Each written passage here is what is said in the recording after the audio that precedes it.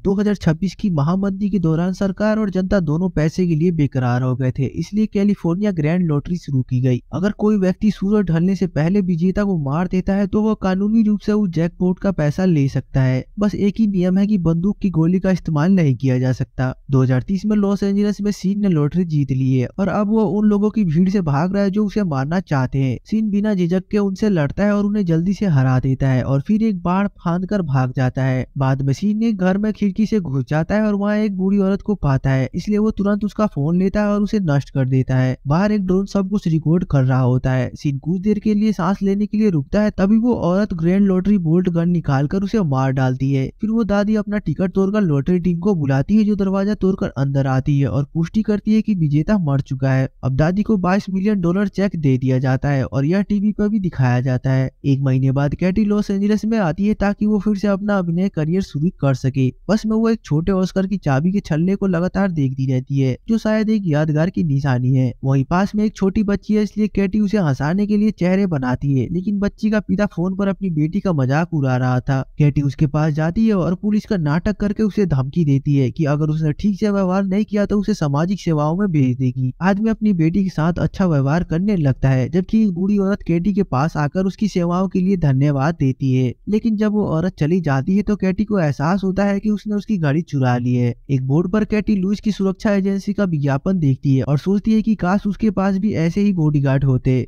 बस की सवारी के दौरान कैटी देखती है कि सड़क पर हर कोई तनाव में है या हिंसक है। इस बीच मीडिया अगले लॉटरी ड्रॉ के बारे में बात कर रही होती है जो कि 18 घंटे में होने वाला है। टिकट बिक्री ने नए रिकॉर्ड तोड़ दिए हैं और अगला जैकपॉट $3.6 बिलियन का है और दिखता है कि अपने घर पे नोएल निंजा टर्टल्स का गाना गाते हुए अपने हथियार को तैयार कर रहा है। आखिरकार कैटी उस कमरे पे पहुंचती है जिसे उसने इंटरनेट पे किराए पे लिया था और तुरंत उसे एहसास होता है कि उसकी नई रूममेट शादी ने उस जगह के बारे में झूठ बोला था। ये जगह बहुत ही खराब है। शादी खुद की काफी प्रशंसा करने वाली है और कैटी के कमरे में उसकी तस्वीरें लगी हुई है। वो बेहुदा मजाक करती है और अपनी माँ के कॉल को अनदेखा करती है। शादी का एक बॉयफ्रेंड भी है जिसका नाम डेजी है जो उसे घर की चाबियां देते समय मजाक के तौर पर कैटी को थप्पड़ मारता है। अगले दिन नोएल का विज्ञापन टीवी पे दिखाई देता है जिसमें वो लॉटरी जीतने वाले व्यक्ति के लिए अपने बॉडीगार्ड सेवाओं की पेशकश करता है। जब कैटी जागती है तो वो यह देखकर दंग रह जाती है कि उसके ऊपर के बाथरूम से पानी रिसने के कारण उसका सामान खराब हो गया है। वह शादी को शिकायत करने के लिए कॉल करती है क्योंकि कुछ घंटों में उसका ऑडिशन है, लेकिन शादी मदद करने के बहाने उसे अपने कपड़े किराए पे देती है। कैटी के पास कोई और विकल्प नहीं होता, इसलिए वो कुछ पैसे दे के कपड़े किराए पे ले लेती है और देर होने की वजह से उसे टैक्सी लेना पड़ता है। ड्राइवर लगातार सेलिब्रिटी गॉसिप के बारे में चर्चा करता है और यह भी बताता है कि मशहूर रैपर मशीन गन कैली के पास अपना बंकर है। जब कैटी उस जगह पे पहुंचती है तो एक कर्मचारी उससे भाग लेने के लिए $400 लेती है। उसका ऑडिशन आखिरकार शुरू होता है और वो बताती है कि उसने बचपन में कई टीवी विज्ञापन में काम किया था, लेकिन अपनी बीमार माँ की देखभाल करने के लिए उसे अपना करियर रोकना पड़ा और अपनी माँ के निधन के बाद कैटी ने फिर से अपना अभिनय करने का फैसला किया है। वो अपने मोनोलॉग नोट्स के लिए अपनी जेब में हाथ डालती है और शादी का लॉटरी टिकट पाती है, मगर जब वो गलती से उस पर अपना अंगूठा लगा देती है तो वो एक्टिवेट हो जाता है और टिकट उसकी तस्वीर ले लेता है और उसे आधिकारिक तौर पर खिलाड़ी के रूप में पंजीकृत कर देता है। कैटी जल्दी से टिकट को वापस रख देती है और अभिनय करने की कोशिश करती है, लेकिन उसे तुरंत नापसंद कर दिया जाता है और बाहर निकाल दिया जाता है।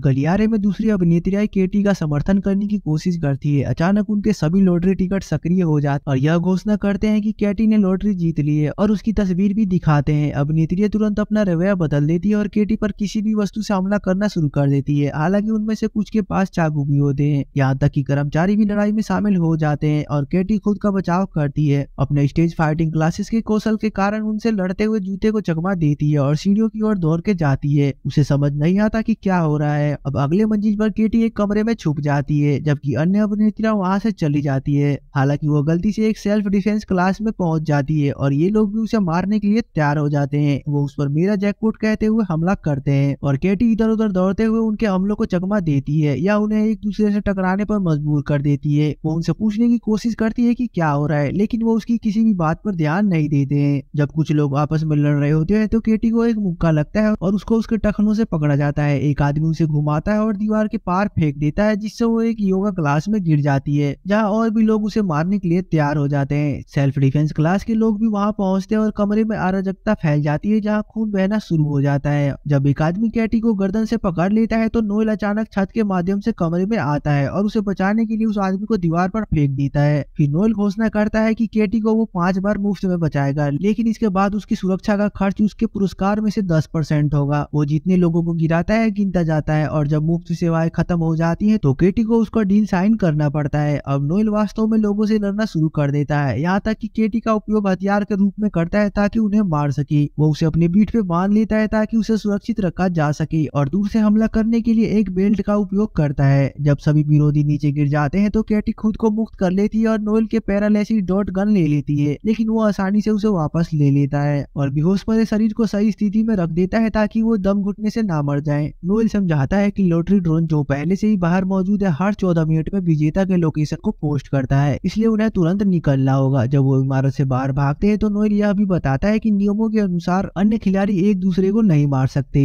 फूड ट्रक पर मौजूद लोग उस पर चाकू फेंकते हैं और नोएल उसकी मदद करता है ताकि चाकू से बच सके। इसके बाद दोनों एक कार में बैठकर भाग निकलते हैं। जब वो शहर में गाड़ी चला रहे होते हैं तो आसपास के लोगों को उनका लोकेशन मिल जाता है और वो लड़ाई में शामिल होने की तैयारी करने लगते हैं। आइसक्रीम ट्रक बच्चों को छोड़ देता है और यहाँ तक कि बस में मिली महिला के पास भी ग्रेट लॉटरी बोल्ट गन होती है। नोएल केटी को लॉटरी के काम करने के तरीके को समझाता है और यह जानकर हैरान होता है कि केटी को उसके बारे में कुछ भी नहीं पता। केटी बताती है कि वो और उसकी माँ सिर्फ फिल्मों में बेकिंग शो देखते थे, लेकिन कभी भी समाचार नहीं देखते थे क्योंकि वो निराशाजनक होते थे। जल्दी ही कार का पीछा करने वाले लोग बाइक और एटीवी पे सवार हो जाते हैं, इसलिए नोएल दोनों के लिए हेलमेट निकाल लेता है और तेजी से गाड़ी चलाने लगता है। एक मोलोटोव बम कार के ऊपर फेंका जाता है और छत में आग लग जाती है, लेकिन नोएल गाड़ी चलाते रहता है और एक पुराने गोदाम में प्रवेश करता है जहाँ हवा आग को बुझा देती है। अचानक वो कार को घुमा देता है और एक बाइक सवार उसे टकरा जाता है, लेकिन फिर से उसे बाइक सवार से बचाने के लिए गोदाम के अंदर ड्राइविंग जारी रखनी पड़ती है, जो एक नई आग शुरू कर देती है। केटी खेल छोड़ना चाहती है, लेकिन ऐसा करने का एकमात्र तरीका है कि शहर को छोड़ देना। नोएल एक आदमी को गिराने के लिए उसे अपनी डार्ट गन से शूट करता है, फिर वह गोल गोल गाड़ी चलाता है जबकि और भी दुश्मन उन पर विभिन्न वस्तुएं फेंकते रहते हैं। इससे बहुत सारा धूल उड़ता है, जिससे दोनों बिना कोई आवाज किए कार से बाहर निकलने में सफल हो जाते हैं और बाइकर को तब पता चलता है जब अगला मोलोटोव जमीन पर गिर जाता है। केटी बार बार कहती है कि वो खेल छोड़ना चाहती है, इसलिए नोएल सहमत हो जाता है और उसे सबसे नजदीकी किट लाइन पे ले जाने का वादा करता है। उसी समय बाइकर्स उन्हें ढूंढ लेते हैं और पीछा शुरू हो जाता है। एक दुश्मन पीछे से खिड़की से कार में कूद आती है और केटी उसके चाकू को छुई लेती है, जबकि नोएल अपनी डांट निकाल लेता है, लेकिन वो महिला नोएल के हाथ पे काट लेती है। फिर नोएल शीशा लेकर उसे मारता है और केटी से कार चलाने के लिए कहता है, भले ही केटी को कार चलाना ना आता हो। फिर नोएल लड़ाई जारी रखने के लिए पिछली सीट पे चला जाता है और एक अतिरिक्त हेलमेट पहनाकर उसे कार से बाहर फेंक देता है। बाइकर्स उन पे फिर से मोलोटोव फेंकते हैं और नोएल केटी को दीवार के माध्यम से कार चलाने के लिए मजबूर करता है ताकि वो भाग सके। वो एक कार के सामने रोकते हैं और एक बाइकर उसे बचने की कोशिश में दुर्घटनाग्रस्त हो जाता है, जबकि केटी अपने हेलमेट से दूसरे को बेहोश कर देती है। दोनों भागने की कोशिश करते हैं, लेकिन कार पूरी तरह से क्षतिग्रस्त हो जाने के कारण थोड़ा सा ही चलती है और टूट जाती है। केटी बाहर निकलती है और भागने की कोशिश करती है, लेकिन नोएल उसे रोकता है और वो समझाता है कि अगर केटी खेल छोड़ देती है तो उसे कुछ भी नहीं मिलेगा, लेकिन वो फिर भी उसकी मदद करना चाहता है, ये कहते हुए कि दूसरों के साथ वैसा ही व्यवहार करना चाहिए जैसा हम अपने लिए चाहते हैं। अचानक केटी उसके चेहरे पर रेत फेंक देती है और उसे मुक्का मारने में कामयाब हो जाती है, जिससे नोएल को अपनी नाक को ठीक करना पड़ता है। उसी समय एक पुलिस कार वहां आती है और केटी पुलिस से मदद मांगती है, लेकिन अधिकारी उसे मारना चाहते हैं। नोएल समय पे उनके टेजर को पकड़ लेता है और उनसे लड़ने लगता है, जबकि केटी भाग जाती है। सड़क पर केटी भीड़ से बचने के लिए एक नक्शे के पीछे अपना चेहरा छुपाती है, जबकि लोग ड्रोन के पास में देखते हैं और उसकी तलाश शुरू कर देते हैं। वो एक वैक्स म्यूजियम में जाती है और यह जानकर हैरान हो जाती है कि वहाँ का गार्ड लॉटरी का विरोध करता है, इसलिए वो उसे मूर्तियों के बीच छिपने देता है। फिर केटी शादी को कॉल करती है और उसकी कार उधार लेने का अनुरोध करती है। शादी लगातार केटी से पूछती रहती है कि वो कहाँ पे है, जिससे केटी को एहसास होता है कि शादी भी इस खेल में शामिल है। उसी समय एक मूर्ति केटी का म्यूजियम में स्वागत करता है, जिससे उसके लोकेशन का पता चल जाता है। इसके बाद शादी और डीजे म्यूजियम में प्रवेश करने की कोशिश करते हैं, लेकिन गार्ड उन्हें याद दिलाता है कि वो बैन है क्योंकि उन्होंने एक मूर्ति के साथ गलत काम किया था। शादी गार्ड को मुक्का मारकर बेहोश कर देती है और वो दोनों अंदर दौड़ते हैं। केटी उनकी आवाज सुनती है और एक मूर्ति के पीछे छिप जाती है, लेकिन जब वो बाहर निकलने की कोशिश करती है तो वो उसे देख लेते हैं। डीजे तुरंत उस पर एक डेस्क पर धकेल देता है और केटी शादी के सिर पर एक बोतल फेंकती है और डीजे के चेहरे पर रेत फेंकती है ताकि वो उसे छोड़ दे।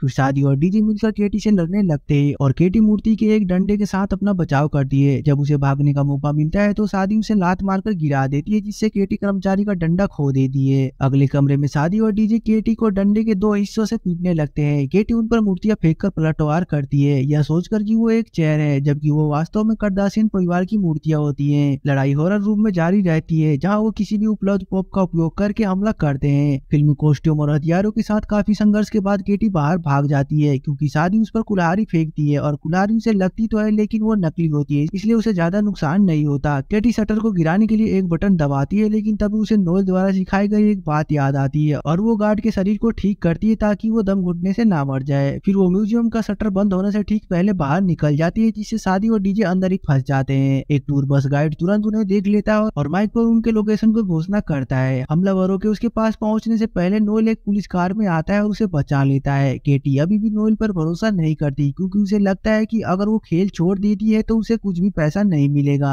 और वो सोचती है कि वो उसे बाद में मार देगा। जैसे ही टूर बस उसकी कार के पीछे टकराती है, नोएल सोचता है कि काश उनके पास कोई बंकर होता, और केटी को टैक्सी ड्राइवर की बात याद आ जाती है। जल्दी ही दोनों मशहूर रैपर मशीन गन कैली के घर पहुंच जाते हैं, और जब वो उससे मदद मांगती है तो उसे लगता है कि वो कुछ गलत काम करना चाहती है। उसी समय बस आ जाती है, इसलिए केटी नोएल की डांट गन ले लेती है और उसे पैनिक रूम खोलने के लिए मजबूर करती है। केटी और नोएल अंदर भाग जाते हैं और दरवाजा बंद करने की कोशिश करने से पहले केटी को डांट से सुला देते हैं। लिविंग रूम में एक भीड़ जमा हो जाती है और एक हाथ दरवाजा खुला रखने की कोशिश करता है, इसलिए नोएल उसे शूट करने के लिए तैयार हो जाता है और केटी को लगता है कि वो उसे शूट करना चाहता है, इसलिए वो गन ले लेती है और उस हाथ पे डॉट चला देती है, जिससे वो पीछे हट जाता है और वो दरवाजा पूरी तरह से बंद हो जाता है। अब पैनिक रूम पूरी तरह से सुरक्षित है और दोनों सुरक्षा कैमरे की मदद से भीड़ को देख सकते हैं। केटी सावधानी से गन को नोएल की ओर तान देती है, इसलिए नोएल उसे बगल में बैठ जाता है और खुद को अच्छा आदमी साबित करने के लिए अपने बारे में मीठी बातें साझा करता है। अचानक केटी के जेब से कीचेन गिर जाता है और जब नोएल कहता है कि यह बहुत अच्छा दिखता है तो केटी खुल जाती है और बताती है कि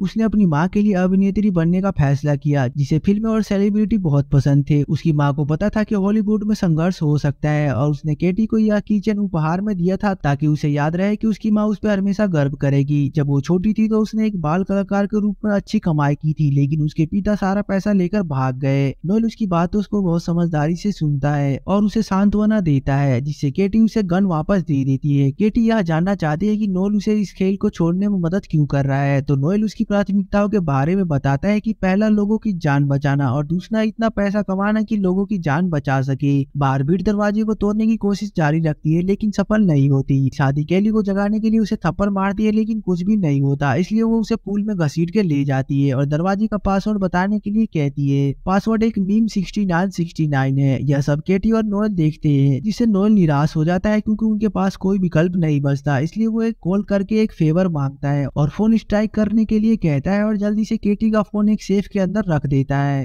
फिर दोनों दरवाजे को पकड़े रहते हैं जबकि शादी पासवर्ड का उपयोग करती है, लेकिन भीड़ तब जम जाती है जब सभी को अपने फोन के एम्बर अलर्ट की आवाज सुनाई देती है। हालांकि यह एक जाल होता है और उनके फोन फटने लगते हैं, जिससे कई लोगों के शरीर के हिस्से जल जाते हैं। जब सभी अपने जलन से निपट रहे होते हैं तब केटी और नोएल बाहर आकर भागने की कोशिश करते हैं। हालांकि नोएल रुककर एक आदमी की कमर के हिस्से की आग भी बुझाता है। बाहर कुछ गार्ड उनका इंतजार कर रहे होते हैं, जिनके पास डैमेज प्रूफ कारें और रबर बुलेट गन होती है। वे केवल केटी को ले जाना चाहते हैं, लेकिन केटी उन्हें नोएल को भी साथ ले जाने के लिए मजबूर करती है। सफर के दौरान केटी पूछती है कि क्या नोएल इन लोगों के साथ काम करता है। नोएल समझाता है कि वो पहले इन लोगों के साथ काम करता था, लेकिन अब वो एक फ्रीलांसर है। कुछ समय बाद वो मुख्यालय में पहुंचते हैं और केटी की मुलाकात लुइस से होती है, जिससे पता चलता है कि यह उसकी सुरक्षा कंपनी है। केटी लुइस से प्रभावित नहीं होती क्योंकि वह लगातार नोएल का मजाक उड़ाता है। केटी शहर से बाहर जाने की मांग करती है, लेकिन लुइस उसे एक नया फोन देता है और बताता है कि यह देश की सबसे सुरक्षित इमारत है। वो अपनी जेब में रखे ग्रेनेड भी दिखाता है। खेल के केवल 4 घंटे ही बचे हैं। लुइस उन्हें एक टूर पे ले जाता है और उन्हें दीवार दिखाता है जिसमें उन सभी विजेताओं के नाम लिखे हैं जिन्हें उन्होंने बचाया है। हालांकि नाम अनाम है और उनके पास कुछ समय के क्लाइंट की कमी रही है। लुइस समझाता है कि वो इनाम का 30% शुल्क लेते हैं और केटी डील पे साइन कर देती है। हालांकि वो इस बात पर जोर देती है कि उस पैसे का एक हिस्सा नोएल को भी मिले।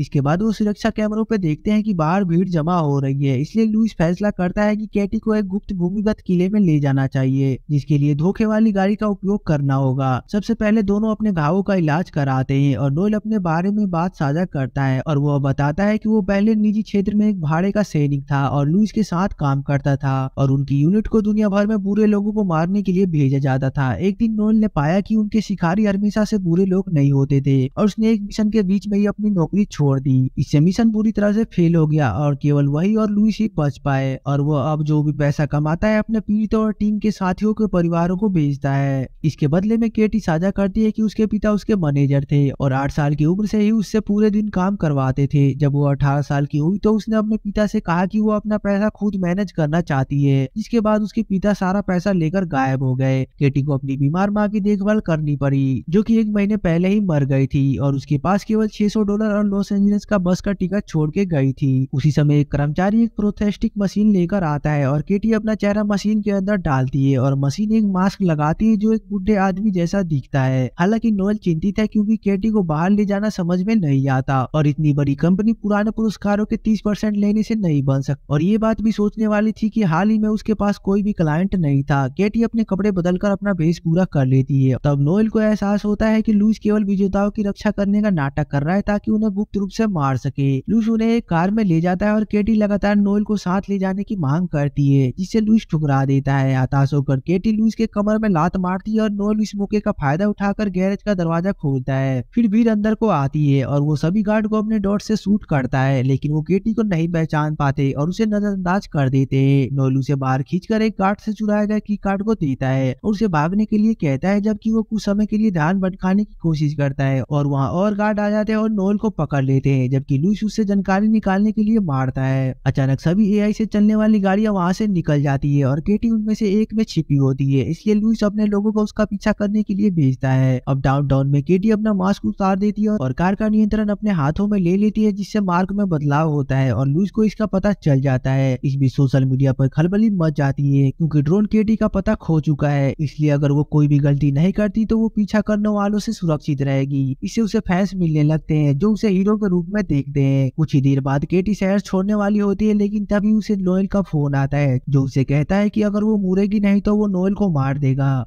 असल में वो उसे बार बार छुरा मारता है, फिर भी नोएल केटी से कहता है कि वो खुद को बचा ले। थोड़ी झिझक के बाद केटी कार मोड़ती है और उससे मिलने के लिए तैयार हो जाती है। इस बीच लुइस नोएल को एक पुराने थिएटर में ले जाता है और खुलासा करता है कि उनकी भारे की जिंदगी के दौरान वो हमेशा से जानता था कि वो नागरिकों को मार रहे हैं। उसे परवाह नहीं थी क्योंकि यह आसान पैसा था। लुइस मानता है कि उसे चीजें बांटना पसंद नहीं है, इसलिए उसने अपनी टीम को मार डाला और ऐसा दिखाया जैसा कि ये नोएल की गलती थी। अब केवल 15 मिनट ही बचे हैं और केटी ग्लव कंपार्टमेंट से एक बोल्ट गन निकाल लेती है और थिएटर के अंदर भागती है, जहां वो स्टेज पर लुइस और नोएल को पाती है। वो धमकी देती है कि वो खुद को खत्म कर लेगी ताकि किसी को भी पैसा ना मिले, लेकिन लुइस इस पर विश्वास नहीं करता, इसलिए केटी बताती है कि वो वैसे भी उसे मार देगा। वो यह भी दिखाती है कि वो इसे सोशल मीडिया पर रिकॉर्ड कर रही है ताकि वो बंदूक से उंगलियों के निशान को साफ करके यह ना कह सके कि ये उसने किया है। केटी अपने जीवन की खराब स्थिति के बारे में बड़बड़ाना शुरू कर देती है और लगभग ट्रिगर दबा देती है, लेकिन लुइस आखिरकार हथकड़ी की चाबियां गिरा देता है और सौदे की पेशकश करता है। केटी दिखावा करती है कि वो बंदूक देने वाली है, लेकिन इसके बजाय उसे वो स्टेज से धक्का दे देती है और यह पुष्टि करती है कि वो एक्टिंग कर रही थी। लुइस के बाहर होते ही दूसरे खिलाड़ी फिर से केटी के पीछे पड़ जाते हैं। आज वो जितने भी लोगों से मिली थी वे सभी थिएटर में दिखाई देते हैं और हर प्रवेश द्वार को रोक देते हैं, इसलिए केटी उन्हें धीमा करने के लिए जो भी वस्तुएं पकड़ सकती है उनका उपयोग करती है। अचानक लुइस उसकी टांग पकड़ लेता है और उसे गिरा देता है और उसे मारने की कोशिश करता है। एक पुलिसकर्मी मदद करने की कोशिश करता है, लेकिन लुइस उसे मारकर गिरा देता है और केटी के खिलाफ संघर्ष जारी रखता है। उसी समय भीड़ अंदर घुस जाती है, इसलिए नोएल कुर्सी से बंधे हुए ही उनसे लड़ाई शुरू कर देता है और निंजा टर्टल्स का गाना गाने लगता है। कुर्सी जल्दी ही टूट जाती है, जिससे उसे अधिक आजादी मिल जाती है। केटी लुइस को काटकर उसे निहत्था कर देती है और चाबियां नोएल की ओर फेंक देती है, जो अंततः खुद को आजाद कर लेता है। जबकि नोएल लुइस से लड़ रहा होता है तब शादी एक कताना लेकर केटी से लड़ने आती है, लेकिन केटी जल्दी से उसे निहत्था कर देती है और सिर से मारकर बेहोश कर देती है। केवल 4 मिनट बचे होते हैं तभी एक भीड़ अचानक से थिएटर में प्रवेश करती है। नोएल अभी भी लुइस से लड़ रहा होता है, इसलिए केटी को सुरक्षा के लिए स्टेज की सजावट पर चढ़ना पड़ता है। लुइस एक अन्य खिलाड़ी से कुल्हाड़ी चुरा लेता है और नोएल खुद को बचाता है, जिससे वो अंततः अपने पुराने दोस्त को हरा देता है। बस वाली महिला केटी के पीछे चढ़ने की कोशिश करती है, इसलिए केटी उसे लात मारकर गिरा देती है। फिर नोएल सजावट को तोड़ना शुरू कर देता है ताकि लोग केटी का पीछा ना कर सके। लुइस के लोग आ जाते हैं और उनमें से आधे लुइस को चढ़ने के लिए मानव सीढ़ी बनाते हैं, जबकि बाकी नोएल नोएल को पकड़ लेते हैं। लुइस मचान पर केटी तक पहुंच जाता है और वह लड़ाई शुरू कर देते हैं, जब तक कि केटी फिसल नहीं जाती। वो किनारे से लटक जाती है और बताती है कि उसने अपनी कीचेन का उपयोग करके उसकी ग्रेनेड को सक्रिय कर दिया है, जो विस्फोट हो जाता है। लुइस की मौत हो जाती है और केटी गिर जाती है, लेकिन उसके प्रशंसक एक बड़ा झंडा लेकर आते हैं और उसे समय पर पकड़ लेते हैं। जब काउंटडाउन सुनने पर हो जाता है तो केटी नोएल को गले लगाती है और उसे 50% देने का वादा करती है। लॉटरी के लोग उसे चेक देने आते हैं और वह घोषणा करती है कि अब वो अभिनेत्री नहीं बनना चाहती। 6 महीने बाद केटी और नोएल मिलकर नई चैरिटी में काम कर रहे होते हैं, जैसे एक मुफ्त सुरक्षा एजेंसी, आत्मरक्षा और स्टेज फाइटिंग का स्कूल और बुरे माता पिता वाले बच्चों के लिए केंद्र। नोएल निंजा टर्टल्स थीम वाली पिज्जेरिया भी खोलने की कोशिश करता है, लेकिन उसे कॉपीराइट उल्लंघन के लिए मुकदमा झेलना पड़ता है। फिर दोनों एक सुपर याट में छुट्टी मनाने जाते हैं और मूवी यहाँ खत्म हो जाती है। तो मूवी अगर अच्छी लगी तो लाइक और सब्सक्राइब जरूर करें। Thanks for watching.